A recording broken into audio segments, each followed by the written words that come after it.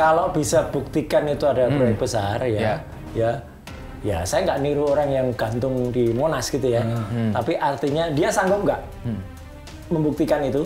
Kemudian kalau nggak gantung kepala dia di Monas. Ya kita tunggu saja tanggal mainnya. Jangan-jangan, saya bilang jangan-jangan loh. Jangan-jangan dia ijazahnya ngaco juga. Ijazahnya Wapres? Lihat, sama saya akui. Dulu saya dengan gambar yang tadi itu, itu juga mesra lah ya. Iya gitu. Mau 100 ijazah, mau 1000 ijazah, tidak akan membuktikan keaslian seseorang. Kalau skripsinya abal-abal, ya saya katakan abal-abal. Jadi kalau skripsi itu nggak bisa jadi sebuah ijazah, ya saya katakan.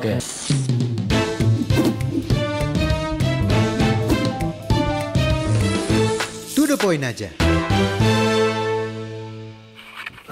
Penyelidik mendapatkan dokumen asli ijazah nih, Polri. Kehutanan nomor 1120 atas nama Joko Widodo dengan NIM 1681 KT Fakultas Kehutanan UGM pada tanggal polisi udah ada keputusannya nih.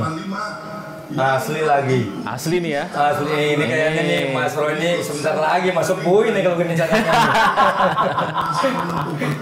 Fakultas Kehutanan meliputi bahan kertas, pengaman kertas, komplit. ini cetak, tinta tulisan, Kelihatannya komplit. tinta tulisan tangan, cat stempel, dan tinta tanda tangan milik dekan dan rektor.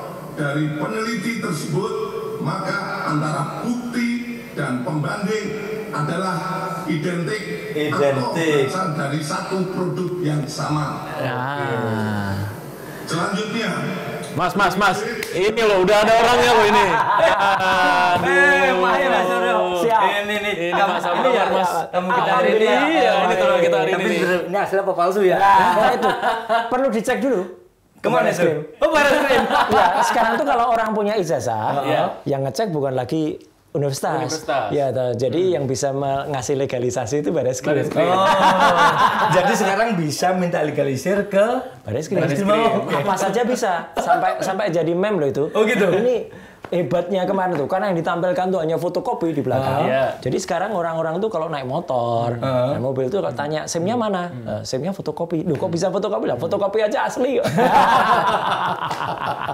Oke Mas Roy. Makin rusak itu. Oke Mas Roy, terima kasih sudah datang di sini. Sama-sama. Kita Terima kasih nanti diundang.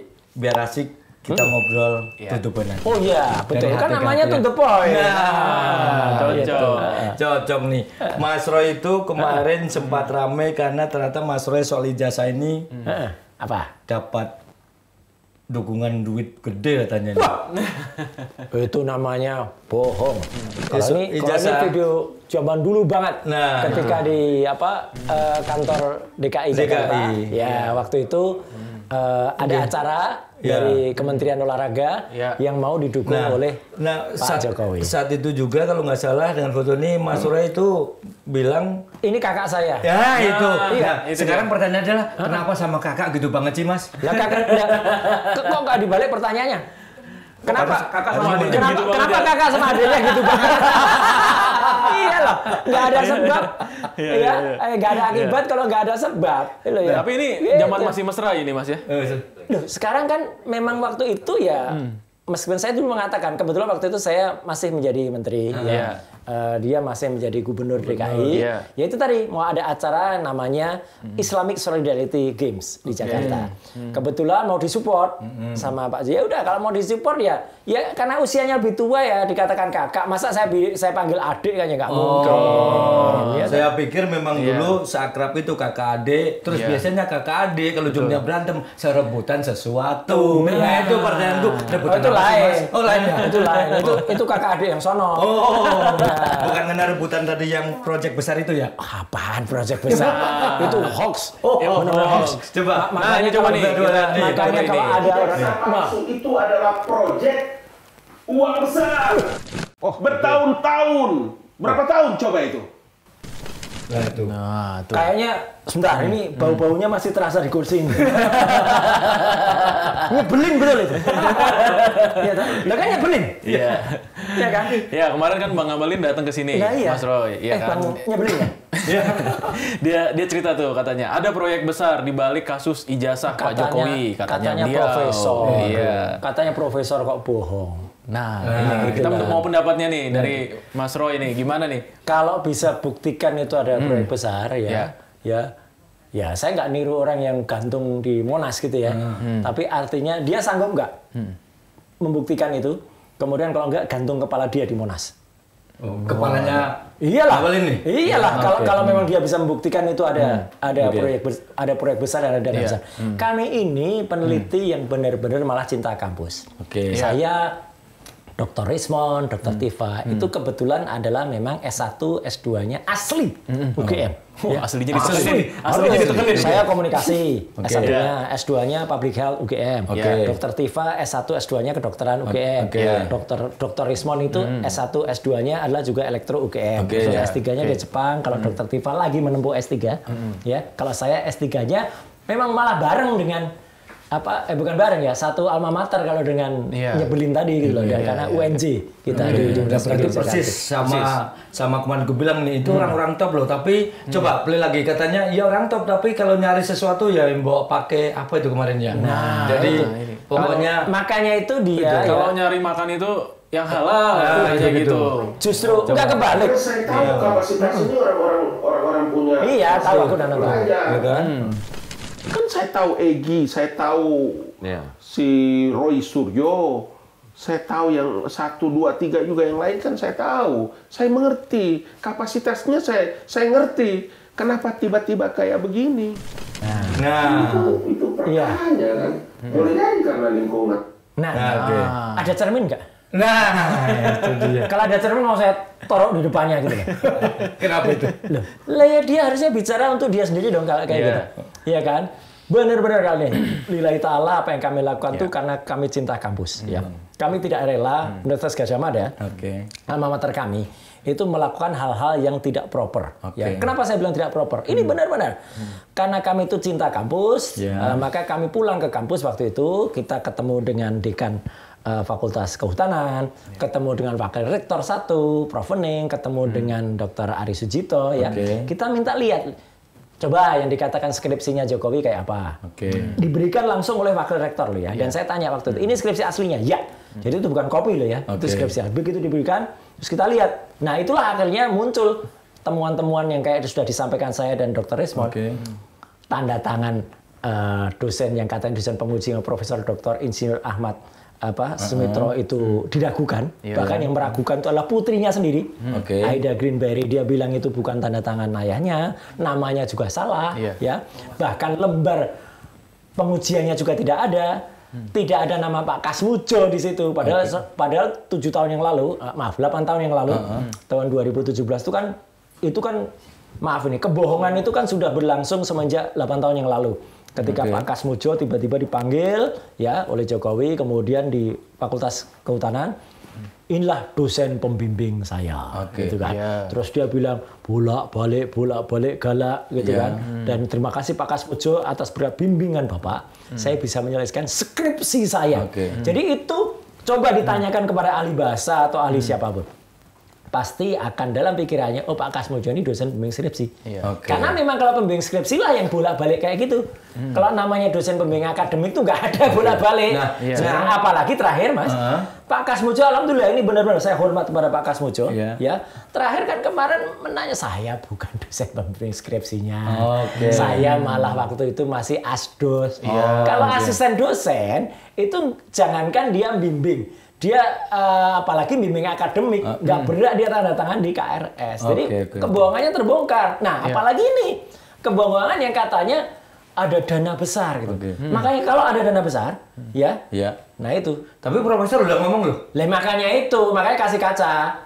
Ya, yang profesor atau prof yang lain atau provokator, ya kan gitu. Coba Pak Ngabalin, saya pribadi kenal beliau, ya gitu. Tunjukkan deh kalau itu misalnya Anda bisa menunjukkan itu dana besar, sama sekali nggak ada dana. Kami datang dengan uang kami sendiri, tidak ada biaya sedikit pun ya. Jangan-jangan nanti ya itu tadi, kalau memang itu Anda bisa menunjukkan dan itu tidak terbukti, ya mungkin dikasih das itu aja. Sekarang pertanyaanku saya balik, kalau misalnya dia bisa menunjukkan dan ada buktinya, silakan. Berarti apapun resikonya siap ya? Apapun resikonya siap, kalaupun ada. Ya, jangan-jangan ada dana yang diterima oleh orang-orang yang dikenal oleh itu, kemudian diambil sendiri. Jelas di kami 0%, tidak ada pun, 0 rupiah, ya, tidak ada satu pun. Tapi saya masih agak, sebetulnya kalau tadi runtutan Mas Roy menyampaikan bahwa saya ini karena cinta kampus, bla-bla. Pertanyaan saya adalah, ini asal-usulnya bagaimana sih Mas? Apakah tiba-tiba iseng, ini Jokowi jasanya palsu enggak sih? Itu asalnya seperti apa sih kok? Nah, itu. Semua sudah penasaran itu. Semua sudah terbuka sebenarnya. Ya. Jadi tahun 2013 itu ada sebuah diskusi yang dilangsungkan di UII. Universitas Islam Indonesia di Yogyakarta. Dihadiri oleh Jokowi, oleh Prof. Mahfud MD, kemudian ada juga Buya Syafi'i Ma'arif. Moderatornya Mbak Rosi. Waktu itu diskusi, kemudian ada candaan di diskusi itu. Wah, ini IP-nya berapa nih kalau untuk capres gitu. Waktu itu Jokowi masih gubernur DKI. Ya. Nah, kemudian Pak Prof. Mahfud mengatakan IP saya 3,8. Wah, hebat. Nah, Jokowi mengatakan IP saya tidak ada 2. Itu perkataan dari mulutnya dia ya. Kalau kemarin tiba-tiba dalam Barreskrim itu ada lembar yang katanya itu adalah lembar KHS ya atau itu IP kumulatif, ya berarti ada yang bohong. Ya toh, si penunjuk KHS itu yang bohong atau Jokowi yang bohong. Udah kan gampang. Ya kan gitu, nggak usah nyari orang lain itu. Sudah ada satu kebohongan berarti. Nah, dari situ Mas, kita jadi berpikir, loh, kalau IP-nya di bawah 2, kalau kita pernah kuliah, ya, kita akan mengerti IP di bawah 2 itu nggak bisa ngambil SKS setahun ke semester, itu lebih dari 15. Berarti selesainya nggak mungkin 5 tahun. Mas Roy berpikir itu tuh kapan? 2013 kan masih menteri juga Mas Roy. Oh iya. Saya memang tidak, waktu itu saya biarin aja. Itu orang-orang yang sudah mulai ribut, makanya di Twitter, waktu itu namanya masih Twitter ya, sudah banyak mempertanyakan itu dan bahkan menghitung. Tadi itu, kalau dia ngambilnya hanya 15 SKS-nya, berarti 1 semester itu bisa ngambil 15, maka kalau 2 semester itu 30. Untuk mencapai orang di S1 itu harus 148 sampai dengan 150-an. Lebih dari 5 tahun. Apalagi ini fakultas eksak. Bahkan di UGM itu, kalau IP kurang dari 2, itu pada level 2 tahun ke sarjana muda, dulu masih ada sarjana muda ya, itu akan dievaluasi, bahkan mungkin drop out dia, disuruh DO atau suruh pindah. Gitu loh. Makanya itu pun jadi temuan baru sekarang yang sekarang udah ada Profesor Yusuf Henuk ya, yang dia mulai melihat, loh kok kemarin itu SPP-nya hanya sampai semester keempat gitu, semester 2 gitu. SPP-nya Jokowi. Ya, yang lain mana gitu kan? Jangan-jangan dia hanya sampai semester itu gitu kan? Mungkin could be kan? Ya, patut diduga dia memang hanya sampai semester itu, kata Prof Yusuf Henuk. Tapi kembali ke tadi. Jadi ketika 2013 itu mulailah dari mulut dia sendiri isu ini sebenarnya berkembang. Karena dia memancingkan rasio atau akal sehat masyarakat, di mana harusnya kalau orang dengan IP 22 itu bisa kemungkinannya DO atau di atas 5 tahun. Yang menarik, kan kemudian orang melihat ya, dia selalu cerita masuknya tahun 80, lulusnya 85. Bahkan kemarin ada menarik lagi kalau dari hasil itu. Nanti kita challenge lagi. Katanya KKN-nya 83. Berarti 3 tahun KKN itu nggak masuk akal. Karena orang KKN itu biasanya dia IP sudah SKS-nya sudah hampir 100 dan biasanya sudah 4 tahun baru bisa KKN. Ini 3 tahun kalau sudah KKN tuh jangan-jangan bukan KKN kuliah kerja nyata, tapi kolusi korupsi dapat semua. Jangan-jangan. Nah, dari situ berkembanglah banyak kemudian dugaan-dugaan, ramalan. Dulu ada yang kalau di internet itu ya, kalau di Twitter tuh ada yang namanya Andini lah, siapalah dulu, terus ada apa gosip apa, X apa, opposite apa. Saya senyum aja dulu, sampai kepada seseorang yang serius, yang membuat buku, namanya Bambang Trimulyono. Nah, Bambang itu membuat buku, cuman mulailah di situ sebenarnya kalau saya lihat kriminalisasinya. Orang bikin buku, ya jawab dengan buku. Tidak orang bikin buku kemudian ditahan. Itu kan tiba-tiba dia ditahan dengan pasal pencemaran nama baik, bahkan pencemaran nama baik dulu. Tidak kena pencemarannya karena ijazahnya tidak pernah dihadirkan di persidangan ya sampai sekarang. Tiba-tiba dia dicokok dan ditahan sampai dengan kemudian ujung-ujungnya pun ketika putusan MA di kasasi, dia malah kena penyebaran agama malah. Karena dia sempat dengan Gus Nur itu melakukan sumpah namanya sumpah mubahalah. Sumpah mubahalah aja sebenarnya bukan pencemaran agama, tapi kok dia bisa kena ya itulah. Kriminalisasi itu yang kembali mau terjadi sekarang. Itu. Nah, Mas Roy itu masuk di mana karena ngelihat itu siapa tadi? Enggak, saya sebenarnya baru di ujung. Oh, di ujung itu? Iya. Di ujung. Jadi ketika kemudian ini masuk 2024 ya. Itu kan akhir tahun 2024. Ada kelompok namanya TPUA. Tim Pembela Ulama dan Aktivis. Yang itu akhirnya saya tahu mereka mendaftarkan gugatan di Bareskrim ya tentang ijazah palsu tanggal 9 Desember. Nah, jadi ketika mereka masuk ke situ, saya pun juga belum diajak apa-apa, ya gitu. Artinya memang belum mereka mulai masukkan bukti-bukti belum ada. Nah, menariknya tanggal 15 Maret ada seorang pakar digital forensik yang dari Bali G itu kemudian datang ke UGM. Kemudian dia melakukan penelitian, dia beruntung karena dia menemukan skripsi yang kemudian dialah yang kemudian melakukan hipotesis pertama bahwa ini dibuat dengan Times News Roman ya kan 11.000% palsu gitu. Saya dulu sebenarnya sempat juga Mas, ini terus terang. Ketika tahun 2022 ketika pada saat kasus Bambang Tri itu kan ada wawancara di yang dilakukan oleh Dr. Sigit ya gitu Sunarta. Dia menunjukkan sempat skripsinya, kemudian menunjukkan ijazah fotokopi, ya. Itu yang wawancara di UGM itu ya. Saya pun waktu itu sebenarnya sempat agak berpikir, ini kok skripsinya terjadi aneh ya, gitu. Cuman saya kemudian tidak seberuntung respon. Ya, saya sempat ke UGM karena waktu di antara pulang ke Jawa itu saya datang ke Fakultas Kehutanan, tapi dikatakan skripsinya nggak di situ, disimpan di tempat khusus karena itu presiden. Ya udah, pokoknya nggak nemu lah gitu. Nah, keberuntungan Dr. Resmond kemudian menemukan itu gitu. Jadi dia terus buat hipotesis pertama. Nah, dari situ kemudian setelah dipublish meledaklah itu hipotesis dia. Dari situlah saya kemudian melihat lah ini ada objek yang kemudian menarik nih karena Dr. Resmond sudah menyatakan melihat sendiri itu. Sama TPUA kemudian beliau dijadikan ahli. Gitu dengan analisisnya. Saya kemudian juga baru diajak karena saya ikut menilai, saya ikut membenarkan apa yang disampaikan dokter karena masuk akal. Kita sesama peneliti harus begitu. Meskipun ini perlu dicatat ya. Ini perlu dicatat. Mungkin teman-teman juga banyak melihat ada tayangan di mana Dr. Resmond itu beradu dengan saya. Ya, dalam kasus Jessica. Ya gitu. Bahkan kemudian ada statementnya Dr. Resmond ketika memandang minor saya. Ya itu kami akui. Dulu juga kami berhadapan. Nah, itu sama kan? Sama saya akui. Dulu saya dengan gambar yang tadi itu. Itu juga mesra lah ya. Iya, gitu. Bahkan saya lah yang dulu menyetir mobil SMK itu yang katanya itu mau diproduksi 6.000 tapi goib itu. Ya. Saya kan termasuk dalam tanda kutip salesnya ini Mas Roy. Ya karena dia nggak naik SMK itu malah dia naik pesawat. Tapi kan pencitraannya kan waktu itu seolah-olah dia naik SMK dari Solo sampai Jakarta. Enggak, yang naik SMK itu saya sama Pak Rudi. FX Rudi Solo. Ya, itulah saksi sejarahnya dan kami nungguin itu di Balai Uji Serpong emisi dari mulai tidak lulus sampai dengan lulus. Jadi kami waktu itu serius ingin membantu itu loh supaya SMK ini benar jadi. Ternyata dikibulin. Sekarang kembali lagi ke ijazah nih Mas. Tadi kan runtutannya akhirnya ketangkep lah bahwa berarti gabung terakhir itu berarti setelah gini yang paling pasti adalah lapor polisi. Kamu sempat enggak gini. Jadi kejadiannya setelah tanggal 15 Maret itu, kan Dr. Resmond banyak sekali melakukan statement.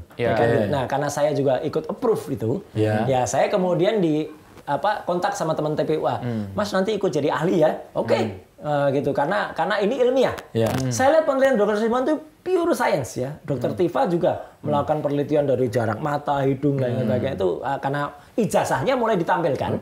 1 April itu ada postingan di X dari seseorang bernama Sandi Utama. Ya, gitu. Nah, itulah ijazah yang saya lihat paling sempurna penampilannya. Itu yang ini ya, yang mudah-mudahan lebarannya tenang ya. Betul. Gitu ya. Mudah-mudahan lebaran tenang. Ini saya tampilkan yang asli. Gitu dia bilang. Meskipun itu agak tidak proporsional motretnya, agak sedikit miring. Tapi itu adalah dengan kualitas yang sangat bagus dan jauh di atas kualitas yang ada 2 sebelumnya. Yang ditampilkan oleh Sigit Sunarta pada saat wawancara Kompas atau ditampilkan di layar belakang ketika ada reuni Fakultas Kehutanan. Ya. Jadi di sini sebenarnya sudah mulai ada ibaratnya mulai mosaiknya. Ada statement dari Fakultas Kehutanan, ada statement dari katanya itu teman-temannya, ada kemudian reuni yang menampilkan itu, ada juga Jokowi dengan Pak Kasmujo yang dia mengatakan ini berkat bimbingan Pak Kasmujo. Nah itu akhirnya menjadi satu keinginan bersama. Kita pengen lihat betul bukti yang sudah dilihat oleh Dr. Resmond.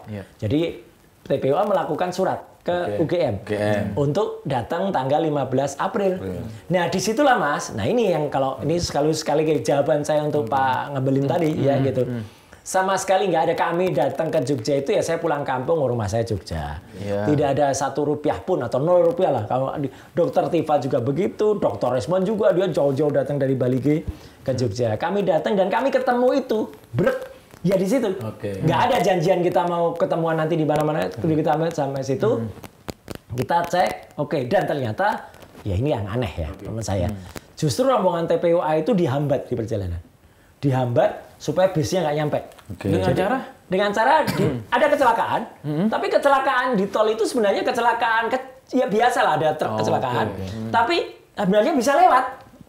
Cuman semua di stop supaya nggak bisa lewat. Aneh juga ini. Tapi ngomong-ngomong di sini dihambat, terus Mas Roy udah sampai UGM duluan. Udah. Dan karena waktunya itu jam 8, itu sesuai dengan UGM, maka kemudian UGM kayak mau terburu-buru. Pokoknya ini siapa dulu lah. Nah aneh juga ini Mas.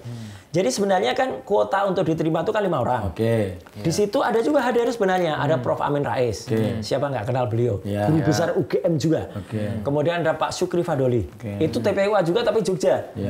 Dua ini nggak boleh masuk. Yang boleh masuk cuma bertiga. Siapa aja? Akhirnya saya, Dr. Resmond dan Dr. Tifa. Yang boleh ya udah, ya kami aja yang masuk. Di dalam dilihatin ijazahnya? Enggak, ngapain ada ijazah? Dan inilah yang sekali lagi saya bilang, UGM jangan bohong deh gitu ya. Karena UGM itu habis itu kompres. Kami sudah memperlihatkan semua bukti-bukti, ada 34 bukti. Nggak ada satu pun yang diperlihatkan. Jangankan seperti Barreskrim perlihatkan gambar, enggak. Nah sekarang saya jadi bingung nih. Mas Roy sebelumnya juga belum melihat ijazah.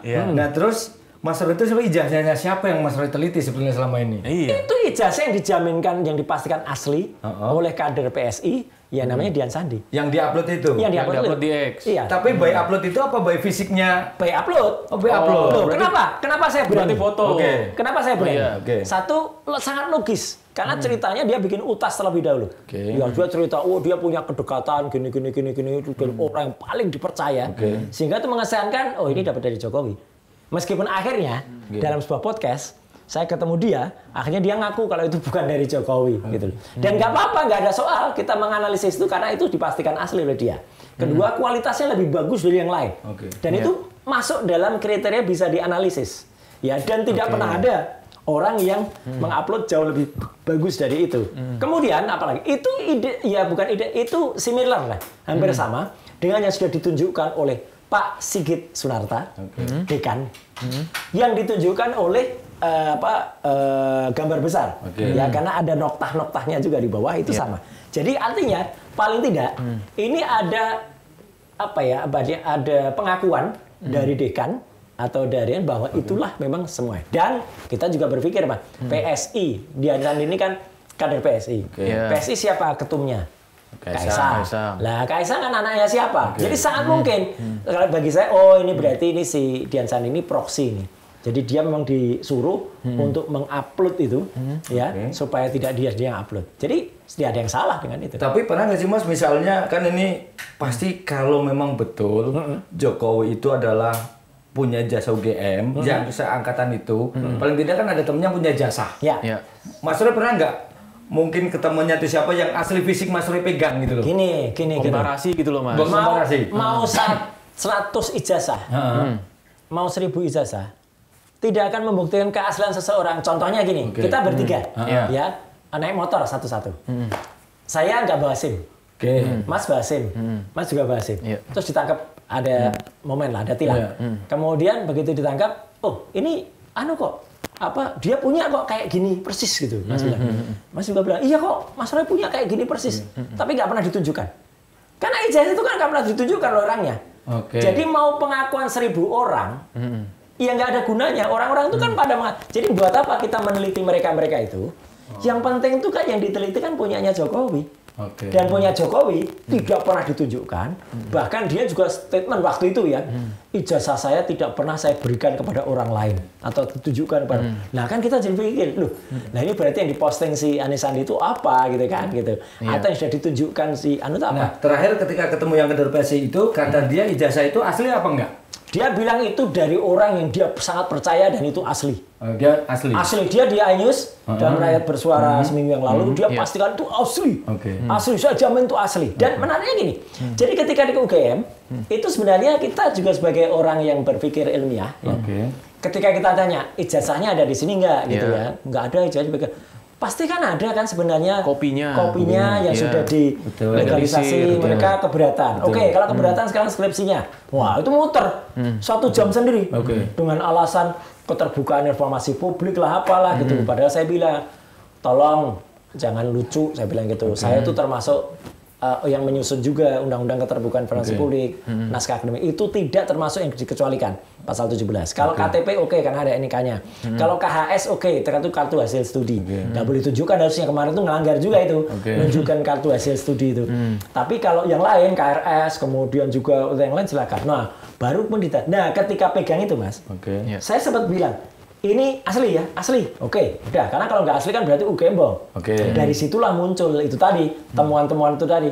Tanda tangan DK-nya Profesor Dr. Insinyur Ahmad Sumitronya diragukan ya. Itu orang biasa aja nggak usah grofolog ngerti kok. Ini kok tanda tangannya kayak orang baru belajar tanda tangan gitu. Jadi ragu-ragu.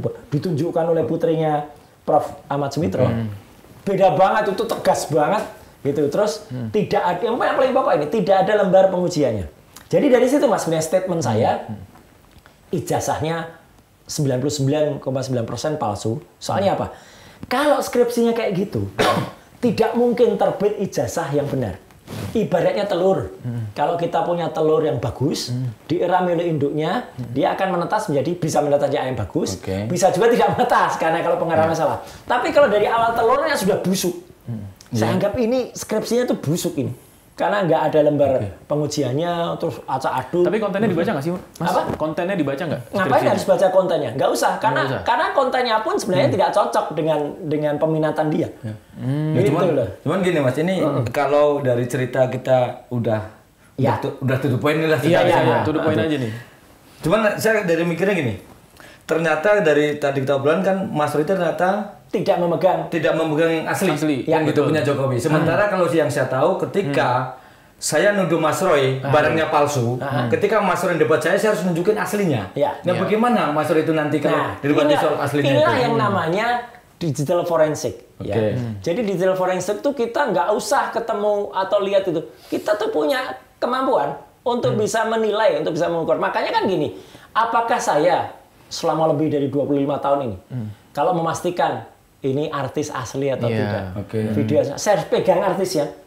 Kan enggak. Karena kita punya tools. Kita punya metode. Kita punya software. Misalnya error level analysis, ya. Kita punya face comparison. Kita punya face recognition. Ya kalau gitu maaf ini. Ya kita nggak dihadirkan sebagai pakar atau kita tuh bukan pakar. Jadi ya mohon maaf ini. Ini ada satu contoh ya, misalnya saya ketika dihadirkan selaku pakar di persidangan di Cikarang waktu itu, ya. Jadi ada seorang santri dituduh membunuh, ya. Itu tuduhannya berat loh, membunuh karena ada orang yang bersaksi. Tapi kemudian CCTV saya analisis, ya. CCTV loh, saya nggak pernah membunuh anaknya. Kemudian dari CCTV saya pastikan anak itu tidak ada di tempat, karena itu masih ada gini. Dan di persidangan. Akhirnya itu terbukti bahwa memang bukan anak itu. Saya bisa meyakinkan hakimnya juga bilang persis kayak Mas. Saya nggak bisa lihat ya gitu. Tapi ya inilah gunanya ahli, gunanya pakar. Jadi ahli bisa lihat. Jadi mohon maaf kalau begitu. Ya memang kita tuh nggak perlu sampai kesadaran yang nama digital forensik. Itu sekarang apapun bisa didigital, bukan mesti harus analog, harus pegang barangnya gitu loh. Soalnya barang analog itu pun kalau sudah di-scan, itu akan menjadi digital dan bisa kayak kita meriksa sidik jari, daktiloskopi. Kalau dulu yang namanya sidik jari itu orang harus meriksa dilihat satu persatu dengan mikroskopis. Sekarang kan cukup di-scan, masuk ke AI, kemudian bisa muncul nih rumusnya apa. Nah, ini justru sebenarnya pertanyaan ini salah, kebalik. Harusnya pertanyaan Mas itu dipertanyakan kepada Bareskrim. Kenapa dia memastikan itu asli? Dengan cara dia melakukan identifikasi, tapi yang ditunjukkan bukan yang asli. Kan yang ditunjukkan cuma fotokopi di belakang. Malah fotokopinya terlipat lagi ada tetesan apa. Itu jadi kebalik-balik Mas. Kalau saya nggak masalah karena kita bisa men-challenge orang yang berani memastikan kalau itu asli. Berarti artinya sampai detik ini apa yang disampaikan polisi, Polri, Bareskrim itu asli, Mas Roy kita challenge, kita tanya kenapa? Satu, ya sesuai dengan peraturan Kapolri dan ini hasil diskusi saya dengan Pak Arianto, staf Kapolri, kemudian dengan Pak Susno, ya dan berbagai terbukti bahwa memang prosedur itu sebenarnya tidak runtut gitu. Karena apa? Karena itu tidak sesuai dengan peraturan Kapolri, meskipun tidak ada yang dilanggar katanya. Memang tidak dilanggar, tapi itu tidak transparan. Yang transparan itu Mas, gelar perkara itu ngundang semua pihak, bahkan ngundang pakar. Barang buktinya digelar. Mas kan semua masyarakat deh, coba lihat. Kalau yang nama gelar perkara, misalnya kilometer 50, ini sajamnya, ini pistolnya, ini atau maling motor aja, ini motornya, ini anunya. Lah kemarin apa barangnya? Nggak ada. Berarti Mas sebagai pakar nggak percaya dengan hasil itu atau bagaimana? Menyayangkan. Ya, itu justru bahkan mematahkan semua temuannya. Dan jangan dikatakan itu rinci, enggak. Yang dikatakan misalnya kami sudah melakukan uji kertas, uji pengaman kertas. Mana hasilnya? Kalau itu hanya parameter yang dikatakan, sama dengan hasilnya. Oke, saya sudah ketemu Mas, itu ada teh di meja, tehnya warnanya ini rasanya kira-kira begini. Itu perkiraan aja, dan bahkan itu pakai perasaan loh. Jadi dia bilang skripsinya sudah kita pegang dan itu terasa ada cekungan. Ini hasil uji laboratorium, Pak, hasil uji perasaan. Itu kok pakai perasaan. Jadi harusnya nilai yang keluar, result yang keluar, itu adalah seperti kita kalau simpel aja. Saya selalu bilang supaya mudah dilihat oleh masyarakat, hasil uji laboratorium. Kita uji lab darah. Terus keluarnya apa? Kan nggak hanya darah itu kita diabetes atau tidak. Enggak, rinci kan? SGUT berapa? SGPT berapa? Gula darah sebelum puasa berapa? Sesudah puasa sudah makan berapa? Nah itu batasnya misalnya 160. Oke, ini berarti ada rekomendasi. Itu harusnya. Kalau hanya seperti kemarin. Berarti kesimpulannya dari penjelasan panjang lebar sudah ketemu ini bla bla bla polisi itu. Kita tetap challenge. Tetap challenge nih. Belum percaya ya? Iya, karena apa? Satu, identik, ya. Bukan otentik loh. Ini benar. Identik itu apa misalnya? Misalnya ini ada teh ya, gitu. Pakai 3 ya. 3. Yang satu asli misalnya, itu pakai teh yang asli, yang 2 ini pakai teh campuran. Yang diuji teh yang campuran sama campuran. Identik nggak? Ya dilihat warnanya identik. Lah iya. Ya sudah. Jadi kalau ada barang asli sama ada barang palsu atau semuanya palsu, ya identik. Itu bukan otentik. Jadi orang harus hati-hati ya, masyarakat juga harus mengerti gitu. Makanya saya senyum aja ketika Bareskrim menggunakan kata identik. Itu adalah salah satu cara kalau di kelak kemudian hari terbukti, mereka bisa bilang kami kan hanya bilang identik. Bukan otentik gitu loh. Itu memang. Jadi ya, makanya itu di-challenge untuk apa? Untuk kebaikan bersama. Untuk kebaikan kepolisian. Polisi menjalankan gelar perkara khusus seperti yang diminta oleh TPU terakhir ya, supaya dia benar-benar transparan dan terbuka sehingga kemudian apalagi kalau itu disita lagi ijazahnya, tunjukkan bahkan yang namanya gelar perkara itu atau uji ilmiah itu ada ahli lain yang boleh juga men-challenge dan meneliti. Kalau ijazah itu, silakan diteliti. Kita meneliti itu baru cakep, bukan hanya seperti itu. Berarti maksudnya kalau kita orang Jawa berarti polisi itu istilahnya apa sih? Yang penting wis kerja sik gitu. Nah, itu kita apresiasi. Tapi jangan hanya segitu. Saya terus terang malah kasihan. Harus lebih dalam maksudnya. Betul, bukan apa-apa ya. Saya dulu tuh pernah membantu beliau-beliau itu ya. Ada yang namanya di Pusiden, Pusat Identifikasi Mabes Polri. Bahkan yang disebut oleh Pak Susno G-Silek ya, yang ada di Semarang. Saya ngajar di sana dulu, gitu loh, di G-Silek itu tahun 2004. Ya gitu. Jadi supaya polisi itu melakukan metode secara SCI. science crime investigation dengan clean.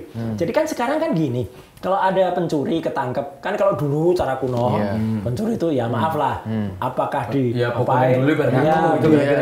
pakai kaki meja. Sekarang enggak, cukup dengan metode SCI ya, itu bisa ketahuan ya, oh itu sidik jarinya, kemudian bisa CCTV-nya. Lah kemarin itu kan hanya pengakuan-pengakuan orang.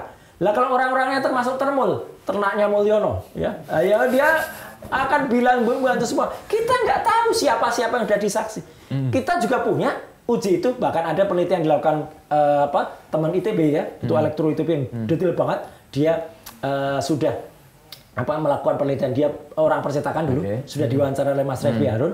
Dia malah bisa menunjukkan ijazah 1120 miliknya Jokowi. Tidak identik dengan 1117 dan 1115. 1115 dan 1117 itu yang asli, itu identik. Yang ini nggak identik. Nah, jadi kan artinya ada hasil yang lain. Kita sebagai masyarakat ilmu pengetahuan harus terbuka dengan ini. Jangan kemudian menutup mata, kita disuruh percaya dengan hasil yang sifatnya naratif. Tapi bagi ini agak banyak yang bingung tuh Mas, pada nanya. Ini ketika rame-rame ijazah palsu, Jokowi belum respon, dorong-dorong polisi untuk bongkar. Terus ada yang lapor ke polisi dan sebagainya. Sekarang polisi sudah bongkar, udah katanya asli. Ini juga tidak dipercaya juga. Jadi ini harus siapa yang dipercaya kan? Gini. Gitu. Kita dorong karena kita percaya kepada institusi namanya Markas Besar Kepolisian Indonesia, Badan Reserse Kriminal, Bareskrim Mabes Polri, apalagi punya Puslapor, Pusat Laboratorium Forensik. Tapi ya jangan gitu caranya. Satu, ya, laporan TPO itu saya tadi cerita 9 Desember 2024. Belum dikerjain apa-apa, bahkan belum ada peningkatan karena itu masih Dumas, pengaduan masyarakat, belum naik ke LP. Laporan polisi aja belum ada yang dipanggil. Baru setelah Jokowi lapor di Polda Metro Jaya tanggal 30 April dan itu langsung gercep muncul LP, muncul sprint peneliti bukan penyelidikan, tapi penyelidikan. SP Lidik ya. Itu kan hebat banget. Kalau polisi melakukan itu kepada semua, wah salut kita. Presisi banget ini polisi, cep gitu. Yang di sana belum. Nah, baru setelah ini tiba-tiba kita semua tahu, tiba-tiba Mabes Polri itu Pak Dirti Pidim itu kan bikin konferensi pers di Mapolresta Solo waktu itu. Kami sudah sudah 90%. TPU aja kaget, Mas. Loh kok sudah jalan segitu? Harusnya mereka yang meminta, mereka yang diberitahu labjunya kayak apa. Itu ada prosedur namanya labju, laporan kemajuan. Kalau enggak langsung mereka diberitahu dengan website. Tidak pernah diberitahu. Ibaratnya gini, Mas minta tolong ke saya. Mas Roy tolong diteliti ya, gini-gini ini gambarnya asli atau palsu. Saya yang minta Mas, gitu. Kemudian tanpa sepengetahuan Lukman, aku terus memaparkan itu. Tapi saya nggak ngasih tahu. Dan hasilnya itu di luar ekspektasi Mas. Bingung dong saya. Enggak cuma bingung lagi, mangkal kan. Loh ini kok malah tidak padahal laporannya kan ijazah palsu. Nah ini kok malah membuktikan ijazah asli. Nah itu kan ini kan ada aneh gitu loh. Nah lebih ini lagi polisi kemarin sudah menyatakan urusan ijazah palsu pendidikan polisi selesai. Sementara laporan dari Pak Jokowi masih lanjut loh. Nah iya, itulah juga aneh. Jadi artinya gini, Puslap 4 itu kan menjadi is a part of system. Jadi menurut satu bagian kecil dari sistem. Harusnya kalau Puslap 4 yang ngomongin mau tuh yang ngelaporin Dirti Pidim, ya udah berhenti di Puslap 4, Puslap 4 nanti menyerahkan terus gelar. Gelar yang lebih besar, bukan hanya gelar kayak kemarin, gelar internal. Kemarin itu kan internal. Internal, kemudian gelar yang lebih besar, sehingga itu akan dinaikkan atau tidak. Tidak kemudian di stop. Nggak ada penyetopan masih di penyelidikan. Betul, tapi di balik penyetopan, pasal-pasal yang dilakukan jalan loh. Ada pasal yang 345 kalau nggak salah. Makanya gini. Itu lebih dari 5 tahun loh. Makanya gini. Ini kan ada hal lain yang kemudian yang Mas tadi cerita di Polda Metro Jaya. Kan laporannya Jokowi itu dia melaporkan RS, TT, ES gitu. Dan RS-nya salah satu media itu langsung nulis Roy. Bahkan lucunya kemarin tuh sebelum kita podcast itu kan ada RS lain yang diperiksa, yaitu respon Sianipar. Mulai dari pagi sampai sore, handphone saya tuh nggak stop, saya berhenti tanyain konfirmasi wartawan. Mas, kapan datang? Kok kapan datang sih? Lu katanya Mas di Kabid Humas Polda Metro bilangnya apa? Aku bilang gitu. RS. Lah iya. Kan Mas Roy ya? Ya enggak lah gitu. RS kan ada RS yang lain. Dan kemarin diberikan Pak Rismon. Nah, oke saya jawab. Jadi dia melaporkan dengan pasal pertama ya, ada 310, 311, 27A ITE. Ya, nah, ada penyelundupan pasal. Yang itu saya bilang penyelundupan. Karena lagi-lagi nih Mas, maaf. Lagi-lagi saya ikut merancang undang-undang ITE. Senjata makan tuan dong? Bukan senjata makan tuan. Ada orang nyuri senjatanya mau dibuka ke saya. Gitu. orang itu nyuri senjata. Iya, nggak ngerti gunanya. Nggak ngerti gunanya. Nggak kira-kira senjatanya. Nah, makanya nggak ngerti gunanya. Kemudian mau ditusukkan ke yang buat. Itu kan menurut saya very crazy lah. Makanya itulah kami lapor ke Komnas HAM. Jadi mirip-mirip cerita Empu Gandring dong. Betul, karena pasal kalau orang melakukan transaksi elektronik. Saya transfer 1 juta, saya ubah menjadi 10 juta. Itu saya kena. Atau orang transfer bukti palsu dikatakan asli loh itu. Ya kayak Sandi. Itu. Dia kalau itu memang bukan asli, dia bilang asli, langsung dia kena. Pasal itu jahat, ya ini saya bilang jahatnya. Itu ancaman hukumnya 8 tahun dan 12 tahun.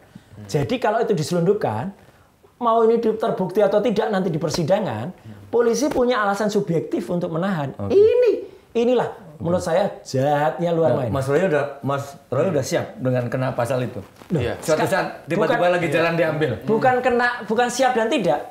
Ada orang yang pakai pasal ini nggak benar ya, orang ini di-challenge dulu, ditantang dulu lah. Nggak boleh seenaknya warga Indonesia mau dipidanakan oleh orang yang katanya sudah bukan siapa-siapa, padahal dia masih Dewan Pengarah dan Antara, ya masih melekat dia sebagai pejabat negara, ya dengan fasilitasnya dan dengan prioritas yang luar biasa. Tiba-tiba mau, kalau saya sih, saya senyum aja ya. Tapi kan ada 2 sosok wanita di situ. Ada Dr. Tifa, ada juga Bu Kurnia Triroyani. Tega banget gitu loh. Gitu kepada ibu-ibu dengan menyelundupkan pasal itu. Jadi ini biar masyarakat juga menilai lah. Gitu lah. Benar-benar kalau hukum itu tidak diterapkan dengan benar, itu bisa kayak gini. Ibaratnya orang cuman katakanlah nyuri ayam, ya bukan cuman ya, nyuri itu salah. Tapi dia digunakan pasal pembunuhan pemilik ayam. Nah, itu kan ini kan nggak ada hubungannya. Cuman karena pasal pembunuhan itu di atas 5 tahun, dia ditangkap duluan. Itu kan jahat. Itu berarti mungkin ya menduga aja gitu. Ada unsur apa ya? Target ya? Iya, kalau itu sih boleh orang mengatakan. Dia biar masyarakat menilai. Ada unsur target, ada unsur. Tapi Mas Roy sendiri ngerasa nggak ditarget dengan pasal itu masuk, selundupan itu masuk? Loh jelas kalau itu selundupan itu masuk ditarget. Cuman kan gini, saya sih berpraduga baik aja lah. Masa sih orang yang katanya ramah, katanya baik hati, katanya saya ini sedih loh gitu. Tega juga dia gitu melakukan itu. Tapi ya terserah aja ya gitu. Menurut saya biarkan sekali lagi biarkan masyarakat menilai, dan di atas masyarakat, di atas hablum minanas, hubungan manusia dengan manusia, ada hablum minallah, hubungan dengan Allah. Ya, dan itu nanti akan saya mengatakan ya sama seperti perkataan yang juga itu sebenarnya itu sering saya katakan ya. Gusti Allah tidak sare atau kita buatan sare. Biar aja. Mas. Sambil bisa loh minum dulu. Oh iya. Itu udah menggebu-gebu. Minum dulu kita minum dulu. Asli kan itu? Asli. Asli, Mas. Nanti identik apa enggak? Nah, itu. Jadi alhamdulillah. Jadi menarik juga tuh Mas. Maksudnya dalam arti sekarang ini kan Mas ya tadi sempat disebut ya. Ditarget misalnya gitu. Itu enak nggak tidurnya Mas? Kenapa nggak enak? Saya sebelum podcast ini bener loh ya. Ini adik-adik di SD negeri 11 ya Jatinegara di di Kaum itu. Itu bisa melihat saya tadi dengan santainya masih ngasih ceramah untuk anak-anak SD. Ada terbukti juga tadi ada wartawan TV ya gitu yang juga meliput gitu. Jadi nggak saya pikir ngapain dipikir? Gitu aja kok repot kata Gus. Karena apa? Yang saya lakukan, yang Dr. Rismon lakukan, yang Dr. Tifa lakukan, itu adalah sains ya, itu adalah ilmu pengetahuan. Jadi kita melakukan hakikat ilmu pengetahuan. Fake or not fake, palsu atau asli, itu adalah terminologi dalam ilmu pengetahuan. Saya meneliti itu ya, ijazah maupun skripsinya, ya gitu. Kita mengatakan ini match or mismatch, itu adalah definisi dari ilmu pengetahuan juga. Kok tiba-tiba ada payung, ada pedang, ada palu hukum yang mau dikenakan. Aneh itu. Tapi Mas seneng banget ya? Apa itu? Itu berada di ujung tanduk itu. Ya enggak lah. Maksud saya tidak ada beberapa kasus sebelumnya ya. Kalau kita rekap nih, kemarin-kemarin kan juga ada kasus meme. Enggak, ya bukan senang. Artinya gini, saya ini orang yang saya hanya menyamdan alhamdulillah sekarang ada Pak Kasmujo juga. Katakanlah A kalau memang A. Katakanlah benar kalau memang benar, kalau tidak saya gitu. Jadi nggak ada soal. Jadi ketika kemarin itu misalnya ada Wah, dulu ada rekaman, itu udah kasus lama sekali, 20 tahun yang lalu. Rekaman telepon antara Pak Habibie dan Pak Andi Galip. Nggak ada orang berani neliti, saya meneliti itu. Iya, betul-betul. Memastikan keasliannya. Ada foto dari mantan presiden kita dengan seorang wanita, ya. Saya lah juga meneliti sampai ke klisenya. Ada anggota dewan melakukan ini, ada artis melakukan ini, berjibun lah.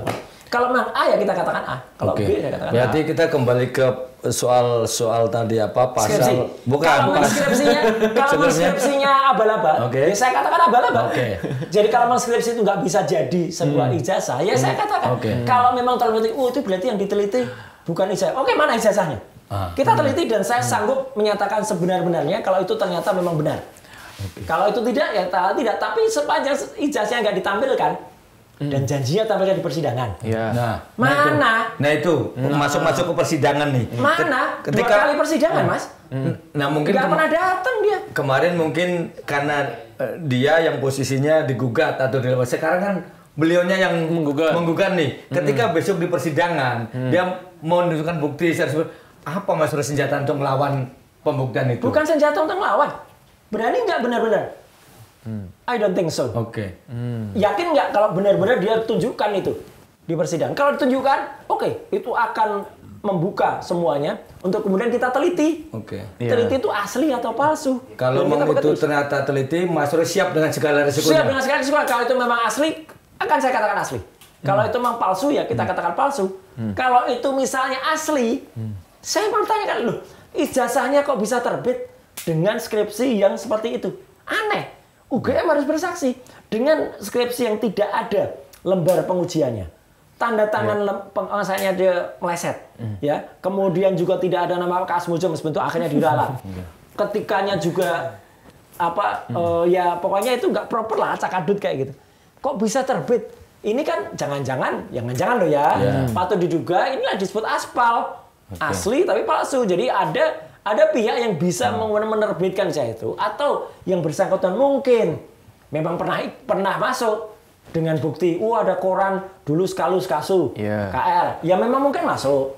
Ada foto ketika dia pecinta alam di Silvagama, meskipun itu ceritanya lucu juga, katanya Gunung Kerinci tapi muter kemana, arahnya salah juga, jumlahnya salah, lembar pembayaran SPP ternyata hanya sampai semester keempat, KKN-nya kok bisa 3 tahun masih KKN? Tiba-tiba muncul ijazah, itu pun kita challenge. Nah, ini dengan challenge lagi. Mas Roy dengan tadi agak macam keanehan lah, skripsi yang kayak ini, KKN yang secaranya juga ini. Tetapi ada juga pembandingnya ketika kita ngomong secara realita adalah Jokowi itu waktu itu sudah jadi wali kota 2 kali. Artinya setiap kali mendaftar berarti kan ada validasi toh.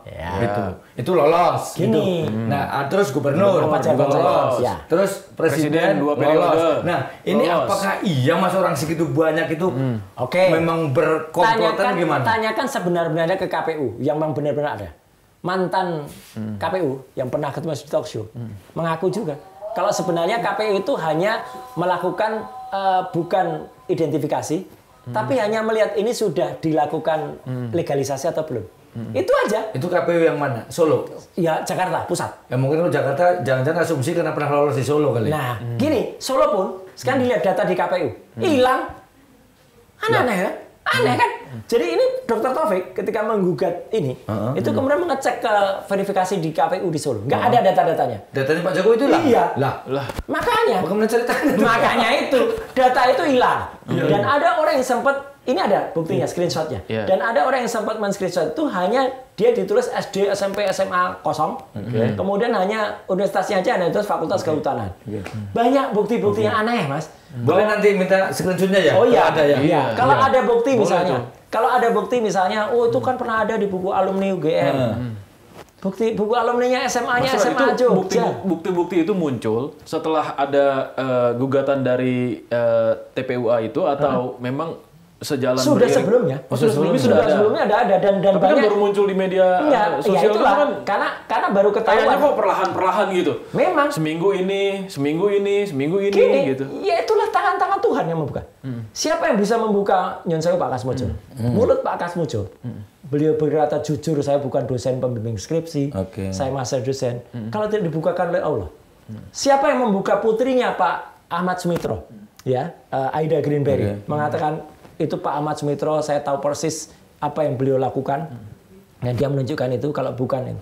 Siapa yang membuka? Kalau ternyata UGM itu pernah saya katakan di Rakyat Bersua di iNews, kalau pernah harus mengganti sejarah setelah wafatnya Pak Ahmad Sumitro, setelah wafat 13 tahun untuk riwayat dekan, dan kemudian lupa bahasa Inggrisnya belum diganti, baru diganti beberapa waktu yang lalu. Jadi kan kayak gitu kan, ya memang, ya ini tangan-tangan siapa yang ngatur? Kami, saya pun juga tergerak ini, juga tidak ada yang menggerakkan sama sekali. Yang menggerakkan adalah rasio kita, pikiran kita, dan itu saya percaya betul, itu adalah dari Allah Subhanahu Wa Taala. Jadi sekali lagi dari luar negeri itu nggak ada ya?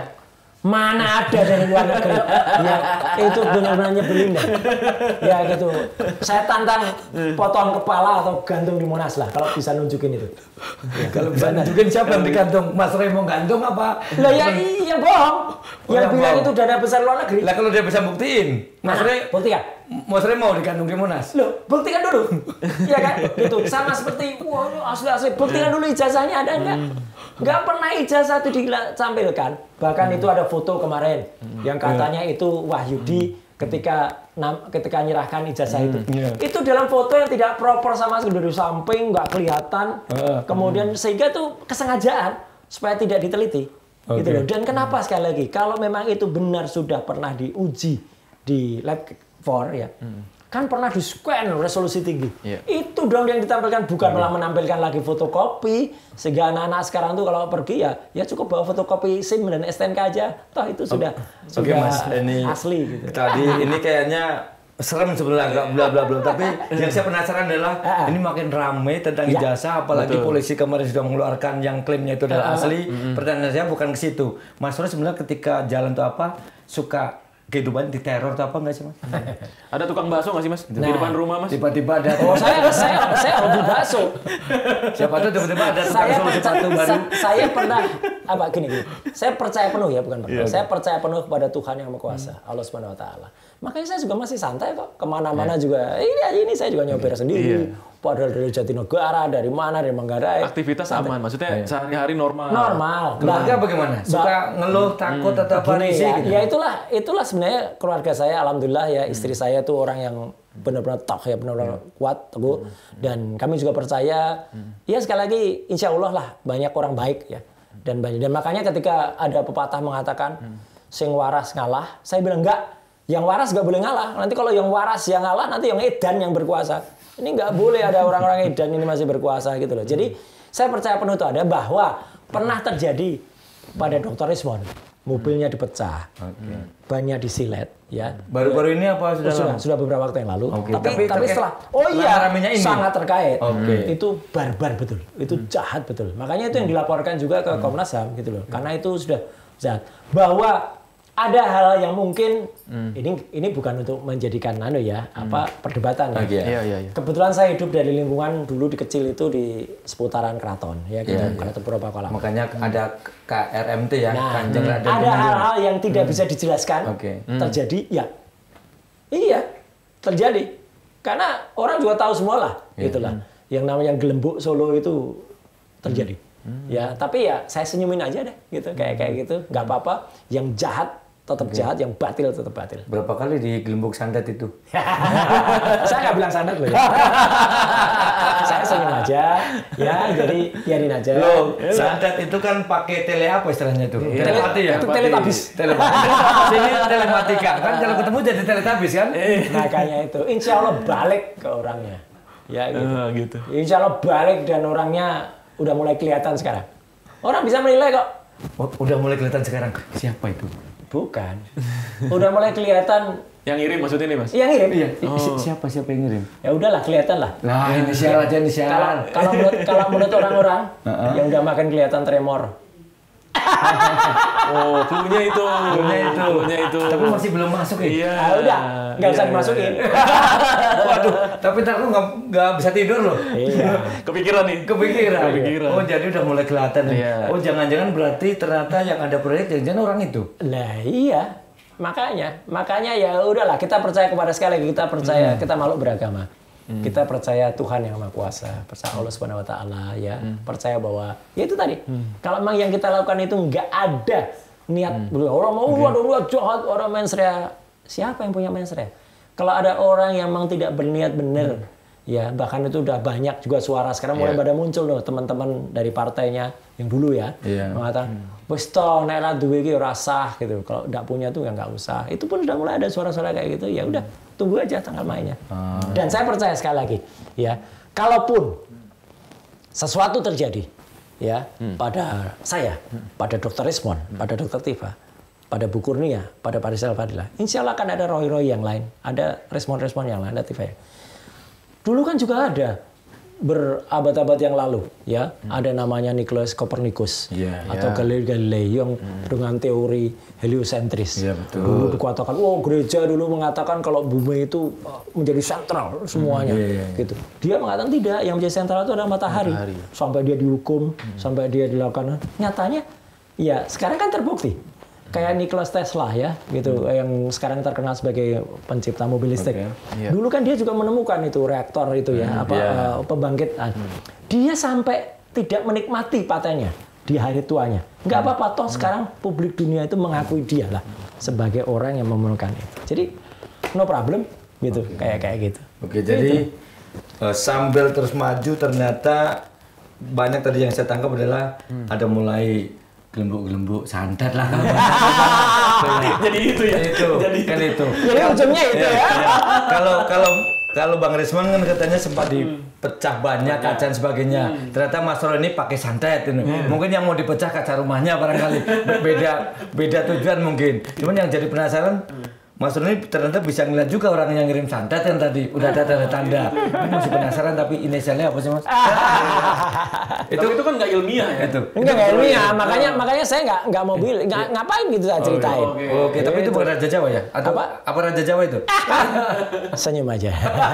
Kita senyum aja, kita jogetin aja. Mas, terakhir, kalau ini misalnya ini sebetulnya ya ada orang mungkin kan kita harus mengakui bahwa Indonesia ini semuanya pengetahuannya juga belum merata ya. Masih banyak yang menengah ke bawah. Mungkin ada yang nganggap bagi orang yang paham dengan Mas Roy dan kawan-kawan ini adalah perjuangan menegakkan kebenaran.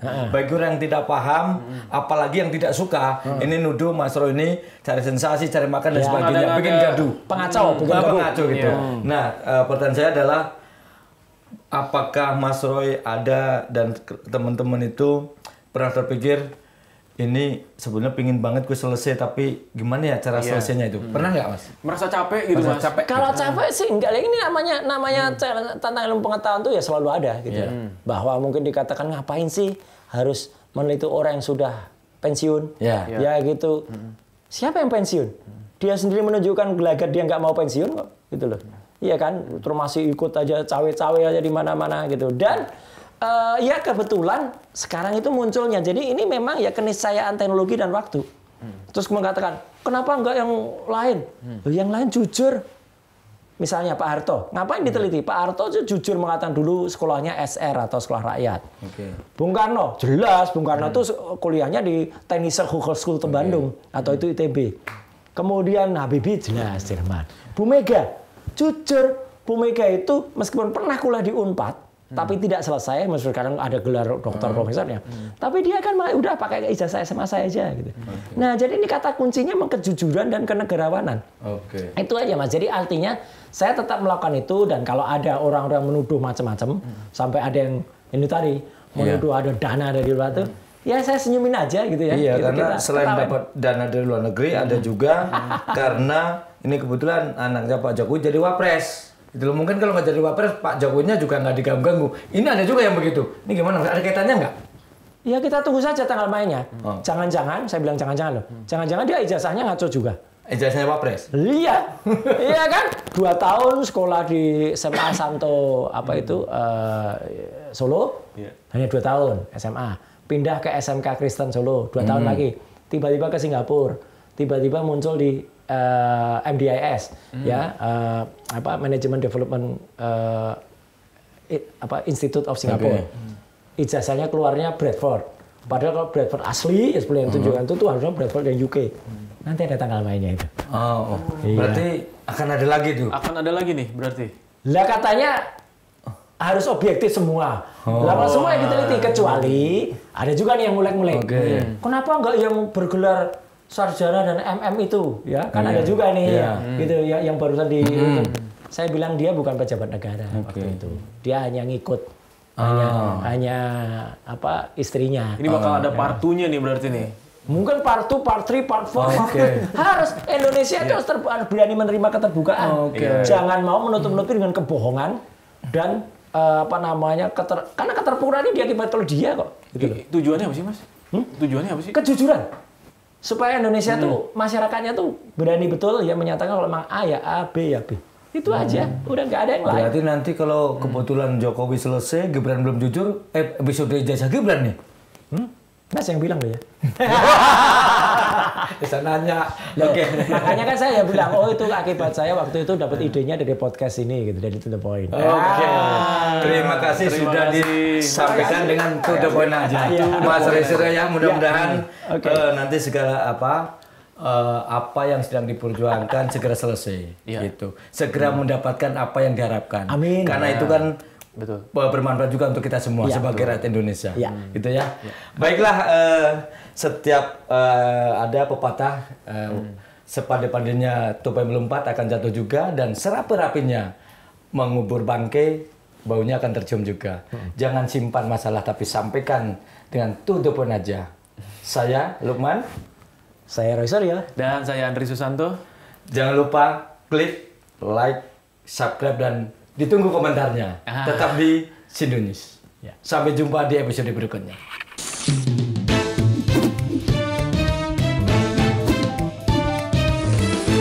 To the point aja.